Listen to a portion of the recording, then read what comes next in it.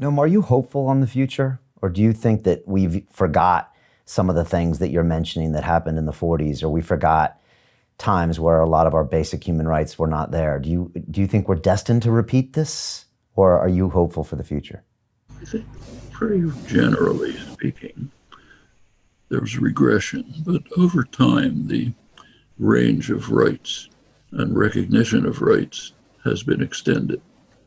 So, for example, the Forbes magazine uh, cover story that I mentioned couldn't appear today.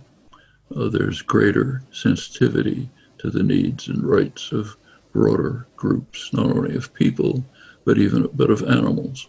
So plenty of animal experimentation that was done right where I live and work 40, 50 years ago would not be permitted today. Virtually no experiments on invasive experiments with apes and monkeys is permitted now. And similarly with people, the things you wouldn't say about women that people made jokes about 40 or 50 years ago. Okay, you just don't do it. It's a growth of sensitivity, uh, human decency, a recognition of other people's rights. Now, it can, at the extremes, go to the point where it goes too far. Okay, let's be careful about that.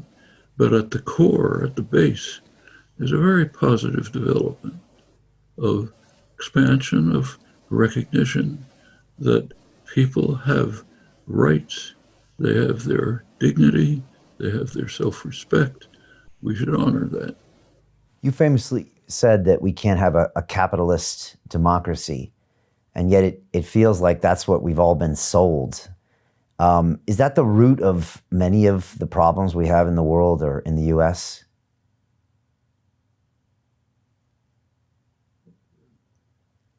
But by now, uh, in my opinion, just about every developed society for the last 100 years or so has been one or another form of state capitalism.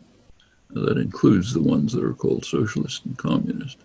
And the state capitalist systems all have features that we don't think about much or will again, but that are very dubious. Like take the concept of having a job, wage labor, deciding that for most of your waking hours, you will rent yourself to a tyrant who has total control over you, way beyond anything that Stalin had. Stalin didn't tell people when you're able to go to the bathroom, or what clothes you're allowed to wear, or do you take this path or that path if you're going to pick up a package and put it somewhere.